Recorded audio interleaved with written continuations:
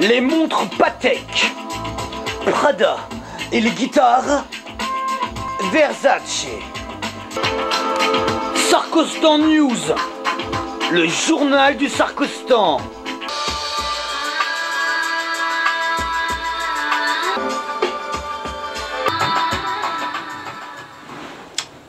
Bonsoir mesdemoiselles, bonsoir mesdames, bonsoir messieurs. Bienvenue dans le journal du Sarkostan. Je vous rappelle que nous sommes à plus d'1 milliardième de jour de détention. Nous sommes toujours otages de l'argent.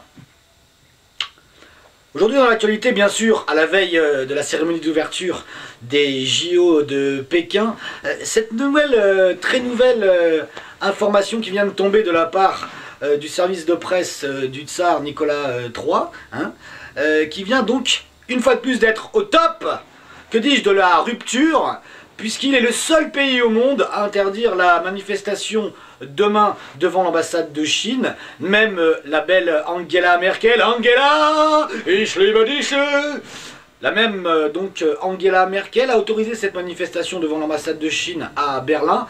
Et donc le tsar Nicolas III Sarkochnev a décidé d'interdire cette manifestation à Paris, puisque il s'occupe, comme il nous le dira tout à l'heure au téléphone, il n'a qu'une idée en tête, notre président, notre tsar, pardon à tous, hein, notre tsar à tous, Nicolas Sarkochnev, pardon. Il n'a qu'une idée en tête, votre pouvoir d'achat bien sûr. Il ne pense qu'au pouvoir d'achat des Français, et c'est pour ça, mesdames et messieurs, qu'il va aux Jeux Olympiques demain, avec notamment dans son petit panier, oui, non pas les droits de l'homme, non, il va avec le PDG de Carrefour, et il nous l'a dit tout à l'heure au téléphone. Son Altesse Nicolas III, on vous écoute. Écoutez, monsieur Davidenkovitch, hein, je vais pas vous raconter de salade, hein. Moi, j'ai qu'une idée en tête, c'est le pouvoir d'achat des industriels, des Français, hein. C'est pour ça que je me farcis la cérémonie d'ouverture, que je vais manger des nems, hein, que j'ai laissé les droits de l'homme à monsieur Hortefeux, hein. Comme vous savez, il s'en occupe très très bien. Hein, et surtout, que j'amène dans le panier, dans mon jet, j'amène le PDG de chez Carrefour. Ah bon? Ok, très bien. Et comment? Parce qu'ils ont été boycottés en Chine, c'est inadmissible. Je l'amène avec moi, il va même courir le marathon avec les athlètes français. C'est ça la vraie rupture. J'ai mangé mon chapeau, hein. J'ai vu tous les représentants de la gouvernance chinoise, hein. J'en perds mes mots. J'ai bouffé tellement de chapeaux, j'arrive plus à parler. Bien sûr, mais je comprends tout à fait, son Altesse. Mes hommages à madame. Carlita va effectivement chanter une petite chanson Dalai Lama d'ici 6 mois ou 2, et même déjà elle le fera fin août. Voilà. C'est ça la vraie rupture. Et je vous remercie, là faut que j'y aille. Il y a Vincent qui m'attend dans le jet. Allez, à bientôt. Ciao. Merci, monsieur le tsar Nicolas III. Merci. Sarkostan News, le journal du Sarkostan.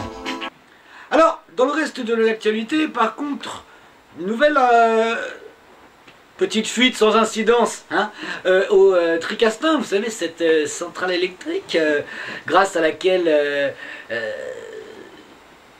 nous parlons, nous communiquons, la centrale électrique nucléaire. Bon, nouveau petit incident, du carbone 14 qui a fui. Oh, carbone 14, vous savez, c'est rien du tout, il n'y a pas de problème.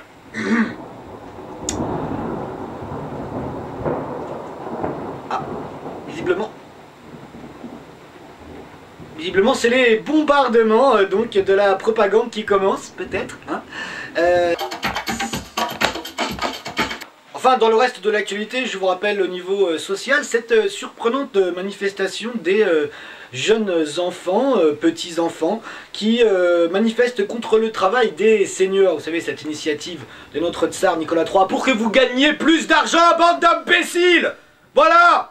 Et les enfants, évidemment, ne comprennent rien. Qu'est-ce qu'ils font les enfants? Oui, donc, pardon, les enfants aujourd'hui ont manifesté contre le travail des seniors. Ils veulent pouvoir continuer à ce que leur mamie, leur papy les promènent le mercredi après-midi. Et donc ils ont manifesté aujourd'hui. Ils ont crié: nous sommes la génération Casimir, on aime nos mamies, on aime nos papys. Ils ne comprennent rien, ces gamins. Ah, ils seront donc peut-être sur le nouveau fichier, vous savez, ce fichier cher à notre Nicolas III du nom Zalkochnev, puisque le fichier Edwige va recenser notamment les bambinos, comme on dit en italien, les bambini, comme dirait Carletta, hein. Et donc ce fichier va recenser notamment ces bambinos qui sont dangereux pour la société, et donc peut-être que tous ces enfants qui ont manifesté pour le droit des papis et des mamies à avoir une retraite décente seront donc fichés par ce fichier Edwige, qui recensera aussi les personnalités politiques et syndicales et qui ont une activité significative. Peut-être qu'aussi que les comiques seront un peu fichés, hein, notamment ce comique qui sévit sur le net, j'ai nommé Massimo Briatore, qui sans doute sera un des premiers peut-être sur ce fichier Edwige. D'ailleurs, on a la réaction de Massimo, qui nous a dit tout à l'heure, hors antenne bien sûr, hein, il nous a dit: Edwige, je la prends, je la... Voilà la réponse à ce fichier, un nouveau fichier, parce qu'en France on aime les fichiers, hein, on l'a vu, les effets que ça a, notamment quand il y a des régimes comme le régime de V.G. Müller. General Alzheimer. Pardon, excusez-moi. Voilà, je dois rendre l'antenne puisque nous avons... Ah pardon, oui.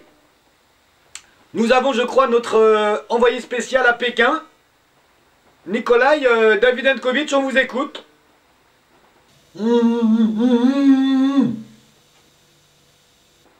Nikolai, on n'entend rien là. Réglez votre antenne. Ah, vous êtes toujours retranché dans... Ah, cette fois-ci, vous êtes dans les toilettes de l'ambassade puisque vous n'avez plus à votre disposition la salle de bain. Et le gouvernement chinois ne nous... Comment?